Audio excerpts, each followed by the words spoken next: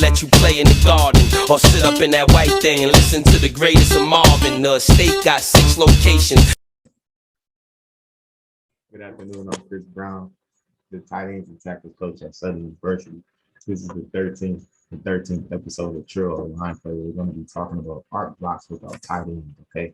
So thank you guys for taking a few minutes out of your day to discuss offensive line play with me. Okay, so let's go ahead and get started. This is just a brief overview of what we're going to be discussing today, just the basic fundamental principles of the art block that we use here at Southern University, as well as some cut-ups from our spring season.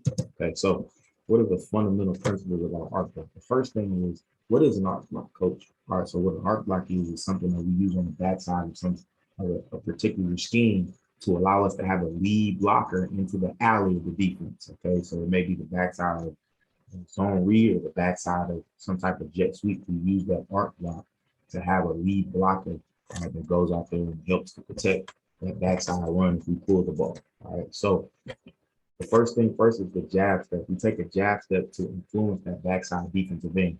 If we have a 7 or 6 technique, we take an inside jab step and then we arc out into the alley. If we have a ghost 9 technique, a wide technique, we take an outside jab step and then we insert into the alley of the defense. Right? When we're talking about our arc assignment as tight ends. All right, what do we want to do? We want to attack the landmark and not an area. We want to be violent on the second level when we get into our Indian blocking. So I tell my guys, attack the landmark.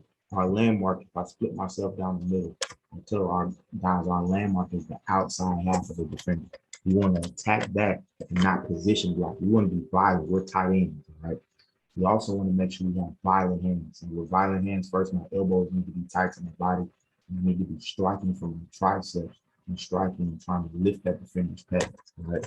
I want to have a strong outside hand when I'm striking in the end so that the ball can get to the perimeter of the defense. I also want to have low pads, right? And I want to run my feet on contact. So those are the 3 most important things as far as some details that we're talking about getting into the alley and arc blocking, okay? So this is a clip of our 2 freshman All-American tight end Ethan Howard running an arc block against Texas Southern in the spring season. All right, so let's kind of give you a picture and understanding of what we see as coaches when we're talking about an arc block. So he's right here. It's a 3x1 nub strip set. All right, and he's right here tucked behind our big first team on conference right tackle right here. So he has a 9, a wide 9. So we know he's going to work jab outside and insert, and he's responsible for the first alley defender. So it looks like right here we have some type of zone read that we're going to run the quarterback out pistol. All right, his job is to secure the alley in case the quarterback decides to keep the ball. So let's see Ethan right here in his technique. Particular play. Okay. Ethan does a great job of jab stepping outside and then inserting into the line.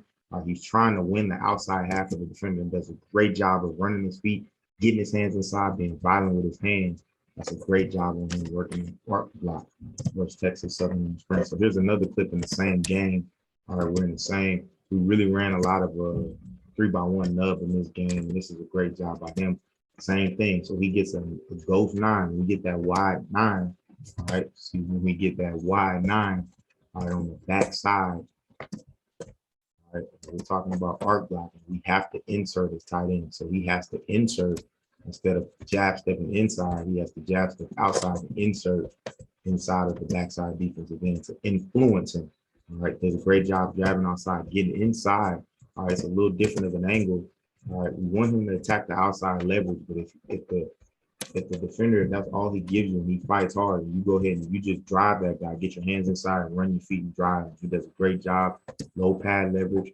His hands are inside. He's violent with his hands, and he's running his feet on contact, being violent. Like, great job by Ethan on the arc block. Again, we're blocking from the backside of the run in case the quarterback decides to keep the ball. Great job, Ethan. Our freshman out of the middle.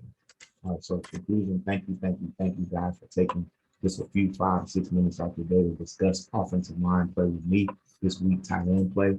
All right, nugget of the day, just pray. Going through something, you don't feel right, and you don't feel normal, and it seems like there's an avalanche in your life. Just take the time out to pray and talk to the Creator. All right, hit up my YouTube channel and subscribe. Trill Line Play. All right, I'm in the heart of camp right now. I'm still giving you guys some great food to share with you guys, your offensive staff. So take the time out just to subscribe and spread the news, spread the word about your line play. Thank you guys. Have a great day and go Jets.